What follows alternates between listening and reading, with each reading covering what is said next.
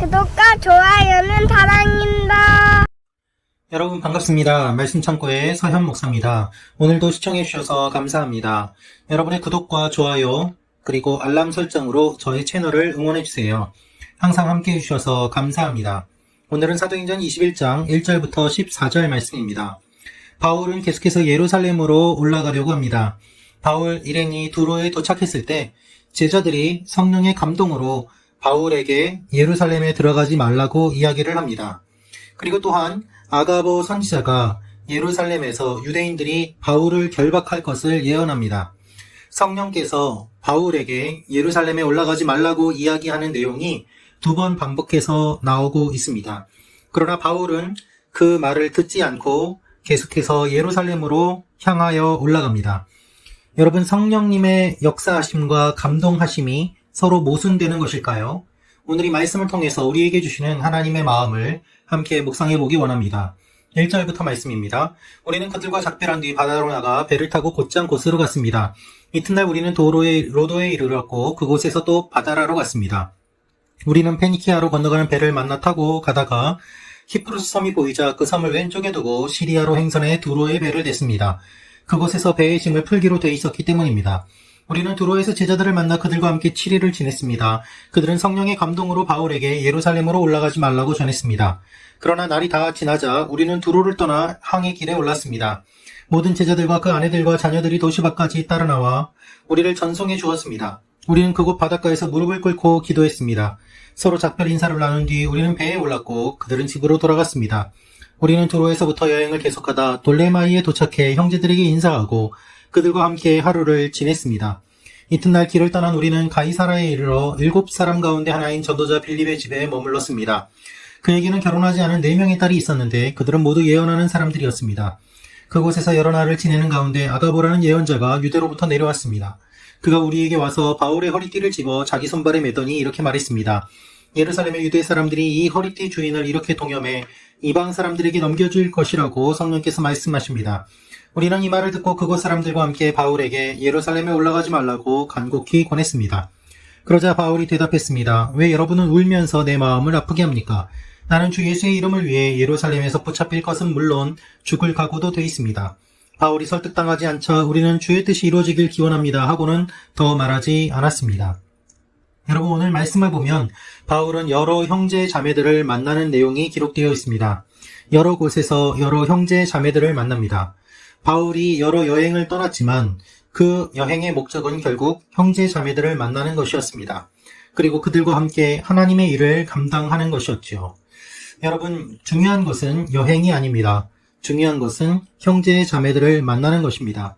그들과 함께 긴 시간 또는 짧은 시간 함께하였지만 바울은 언제나 성령의 감동으로 그들과 함께하였고 예수 안에서 그들을 격려하며 세워주었습니다. 이것이 바울이 사역한 모습이었습니다. 사역이란 무엇입니까? 사람을 만나고 세워주고 격려하고 주님에서 벗어나지 않게 도와주는 것입니다. 믿음에서 벗어나지 않도록 주님에게서 멀어지지 않도록 도와주는 것, 그것이 사역인 것이죠. 바울이 이렇게 할 때 바울이 만난 사람들은 성령의 감동에 임한 사람들이었습니다. 성령의 감동으로 그들이 바울에게 이야기를 하는데 예루살렘에 올라가지 말라고 전했던 것입니다. 여러분이 이러한 이야기를 들으셨다면 여러분의 마음은 어떠셨겠습니까? 한 번도 아니고 여러 번 성령의 감동으로 다른 사람들이 같은 이야기를 전하고 있습니다. 여러분, 성령의 감동은 특징이 있습니다. 그것은 동일한 내용을 이야기한다는 것입니다. 오늘 바울에게 이야기하는 내용이 바로 그것입니다. 올라가지 말라는 것이죠. 그러나 바울은 끝까지 예루살렘으로 향하여 계속해서 인사합니다.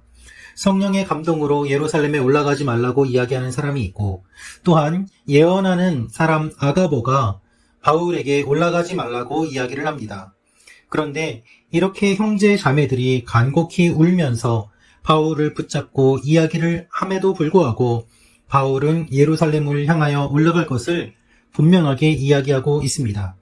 그래서 13절에 바울은 이렇게 이야기하는 것입니다. 나는 주 예수의 이름을 위해 예루살렘에서 붙잡힐 것은 물론 죽을 각오도 돼 있습니다. 형제 자매들의 마음은 바울과 헤어지기 싫은 것입니다. 바울이 죽기를 원하지 않습니다. 그러나 바울은 주님을 위해서 죽을 각오가 되어 있다며 예루살렘으로 올라가기를 원하고 있습니다. 여러분, 성령께서 올라가지 말라고 하시면 올라가지 않는 것이 당연하지 않습니까? 그런데 왜 성령께서 올라가지 말라고 하시는데도 불구하고 바울은 예루살렘을 향하여 올라갈까요? 바울이 성령님을 무시한 것일까요? 그렇지 않습니다. 성령께서 감동을 주신 것은 그때에 다르고 또 그 사람에게 다릅니다. 성령께서 이렇게 감동을 주시고 예루살렘으로 올라가지 말라고 하신 것은 성령께서 그들을 통해서 경고해 주신 것입니다. 그러나 바울은 그 메시지를 들음에도 불구하고 끝까지 결정하고 선택해서 올라갑니다. 성령의 감동을 무시한 것이 아닙니다. 성령님께서는 바울에게 일어날 일을 알려주셨고 또한 바울이 가는 곳마다 성령께서 앞서 가셔서 어떻게 보면 그를 인도해 주셨음을 우리는 생각해 보아야만 합니다. 예수님께서 십자가에 달려 돌아가시기 전에 예수님은 십자가에 달려 돌아가실 것을 미리 알고 계셨습니다. 그러나 그렇게 성령의 감동하심을 받았음에도 불구하고 주님은 끝까지 십자가를 지시고 십자가에 매달려 돌아가셨습니다. 성령께서 감동을 주시고 예언을 하시고 그렇게 예언한 사람들의 예언이 잘못된 것이 아닙니다. 성령께서 잘못 역사하셔서 그들이 잘못된 예언을 한 것도 아닙니다. 성령께서는 바울이 맞이하게 될 일들을 미리 알려주셨습니다. 그러나 바울은 그것을 무시한 것이 아니라 그것을 알고 있음에도 불구하고 하나님의 뜻을 따라서 끝까지 움직여가고 있습니다. 여러분, 이상합니다. 우리는 성령님께서 역사하시는 것에 대해서 너무나도 제한적인 생각을 가지고 있습니다. 성령께서 인도하시고 성령께서 말씀하시는 것에 대해서 우리는 제대로 이해하지도 못하고 또한 지식도 많이 부족합니다. 우리 믿음의 선배들의 모습을 보면 성령께서 역사하시고 경고하시지만 바울은 그것을 뛰어넘어서 계속해서 하나님의 일들을 하는 것을 볼 수 있습니다. 성령님께서 말씀하시는 것을 무시하고 성령을 회방하는 죄를 짓고 있는 것이 아니라 그럼에도 불구하고 하나님의 뜻이기 때문에 계속해서 올라가고 있는 것입니다. 여러분, 바울의 이 마음은 굽히지 않는 마음이고 꺾이지 않는 마음입니다. 성령께서 그것을 아시기 때문에 계속해서 미리 이야기해 주시고 또한 경고해 주시고 격려해 주시는 것입니다. 성령께서 이렇게 말씀하시고 사람들이 이렇게 걱정한 이유는 무엇입니까? 그것은 바로 바울을 사랑하기 때문입니다. 여러분, 하나님은 바울을 사랑하셨습니다. 그리고 하나님은 바울과 함께하는 이 사람들도 사랑하셨습니다. 그래서 바울은 이렇게 이야기합니다. 왜 울면서 내 마음을 아프게 합니까? 라고 말이죠. 바울이 가고 싶어서 갔겠습니까? 바울도 역시 인간적인 마음으로는 이렇게 결정하는 것이 쉽지 않았을 것입니다. 그러나 그는 끝까지 사명을 감당할 각오가 되어 있었습니다. 그렇기 때문에 그의 가는 걸음마다 성령께서 역사하셨고 말씀해 주셨던 것입니다. 한편으로는 성령께서 일어날 일들을 말씀해 주시면서 바울이 어떠한 일들을 당할 것인지 알려주시지만 반대로 생각해보면 하나님께서 먼저 가셔서 이 일들을 준비하시고 또한 바울도 이러한 성령의 이야기를 듣고 그의 마음의 준비를 미리 하는 것을 알 수 있습니다. 하나님은 우리보다 앞서가십니다. 하나님은 우리보다 모든 것을 먼저 보고 계십니다. 그래서 사람들의 인간적인 마음으로는 예루살렘에 올라가지 말라고 권하지만 바울은 그것을 알면서도 하나님을 신뢰하며 올라갑니다.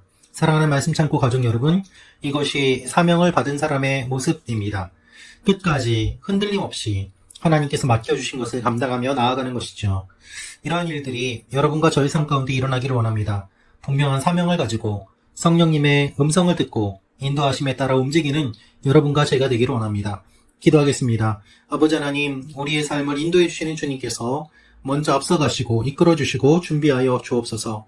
사명을 따라 움직이며 환경에 따라 바뀌지 않는 저희가 되게 하여 주옵소서. 예수님의 이름으로 기도합니다. 아멘.